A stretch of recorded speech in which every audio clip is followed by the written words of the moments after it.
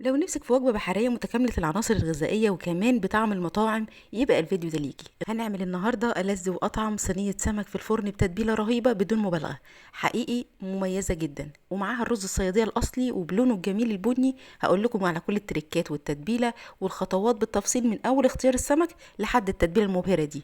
يلا بينا نبدع. بس إذا كنت أول مرة تشوفيني اشتركي في القناة وفعلي الجرس عشان يوصلك كل إشعاراتنا بفيديوهاتنا الجديدة. معايا هنا 4 سمكات، والسمك بتاعي نوعه ماكريل، والسمك الماكريل غني جدا بالاوميجا 3 ومفيد جدا لصحة القلب، كمان غني بالفيتامينز والمعادن زي فيتامين دي وبي 12، فاكله مفيد جدا. عايزه اقول لك وانت بتختاريه لازم تكوني اللمعه اللي احنا شايفينها دي اللي جسمه بيلمع، مش متشقق او دبلان في ايدي. انا لازم اجيبه بيلمع، عين السمكه بتلمع زي ما احنا شايفين كده. اختيار السمكه مهم جدا، لازم تكون طازه عند حد مضمون وكويس. انا بشيل هنا الزعانف، هروح دلوقتي انضفه واشيل الزعانف اللي احنا شايفينها دي، وهقطع الراس وهشيل الامعاء وانضفه كويس جدا، وبعدين هنقعه في ميه بملح لمده نص ساعه، مش اقل من كده يا جماعه. نص ساعه في ميه بملح علشان يديني لمعان اكتر، ويبقى من جوه الاحشاء كلها بتتشال وبيبقى مكانها كله نظيف وابيض. وهنا بعد ما نضف معايا شايفين بيلمع وجميل ونظيف، بعد ما نضفته كويس جدا وشطفته اكتر من مره، نقعته في ميه وملح لمده نص ساعه، مش اقل من نص ساعه، علشان ننزل كل زفرته. وبعد النص ساعه بتلاقي الميه كلها بقت غامقه ونزلت كل زفاره فيها. لازم توصلي للمرحله دي ان سلسله الظهر بتاعته تبقى بيضه بالشكل ده. كده هو السمك نضيف بتاعي معايا تمام كده. هبدأ بقى ان انا احضر التتبيلة بتاعتي. تعالوا نشوف هنعمل ايه. هجيب معايا طبق عميق زي كده، وهنزل فيه باتنين طماطم كبيرة، حجم طماطم يكون كبير. هجيب طماطميتين متقطعين مكعبات صغيرة. معايا كمان بصلاية كبيرة هقطعها مكعبات صغيرة او وسط، لكن مش هبشرها. معايا كمان ربطة او حزمة من الكزبرة الخضراء الطازة، دي بتفرق جدا جدا يا جماعة في الطعم. معايا كمان 5 6 فصوص توم. انا مش بكتر عن كده، لكن لو حابه تزودها عن كده لانه السمك روح التوم اصلا. صوص هنزل بقى بالملح والفلفل، وهنزل بعصير ليمونتين كبار، عصير ليمونتين كبار معصورين متصفين من البذر، وتلات 4 معالق من الخل. وهنا الخل بيخلي التتبيله، بيساعد السمك ان هو يمتص التتبيله. بنزل بقى بمعلقه كامله من الكزبره الحب المطحونه وتكون ممسوحه، يعني معلقه كبيره ممسوحه. معلقه كمان من الكمون المطحون ممسوحة برضو، معلقة كمون مطحونة ممسوحة تمام كده. هنزل بقى بشوية زيت حلوين، زيت ذرة، وهبدأ بقى أقلب كل المكونات الحلوة دي مع بعض. ريحتها جميلة جدا جدا من قبل ما أعمل أي حاجة، وأنا بقلبها ريحتها رائعة. تتبيلة جامدة وجبارة بجد تمام كده. هبدأ بقى إن أنا أحط التتبيلة دي على جنب، وأجيب السمك بتاعي علشان أحشيه.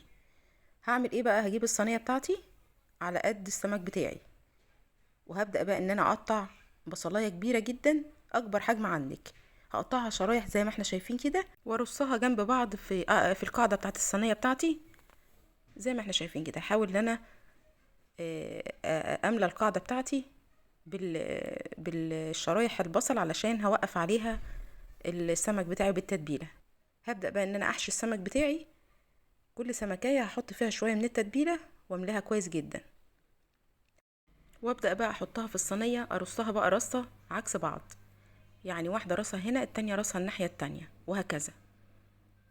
شايفين كل واحدة عكس التانية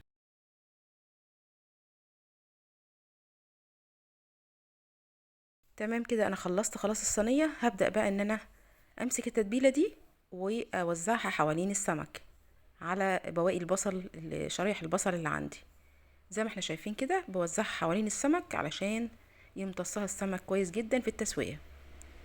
هسيبه بقى في التتبيلة كده لمدة نص ساعة علشان يتشرب كل التتبيلة. عايزة اقول لكم ريحتها جميلة، وبعد التسوية بتتمني ان انت تاكليها من غير السمك حتى، يعني من جمالها ممكن تاكليها بالرز من غير السمك حتى.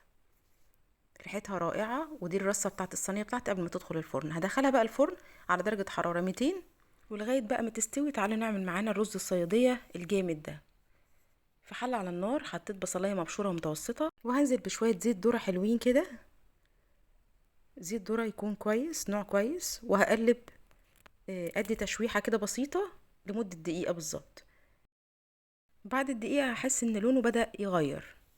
في اللحظة دي هنزل بالملح بتاعي ومعلقة صغيرة ممسوحة من السكر، ومعلقة الممسوحة الصغيرة قوي دي هي اللي بتكرمل معانا البصل وبتديني طعم تسكيرة حلوة جدا في البصل، بتخليه مكرمل وجميل.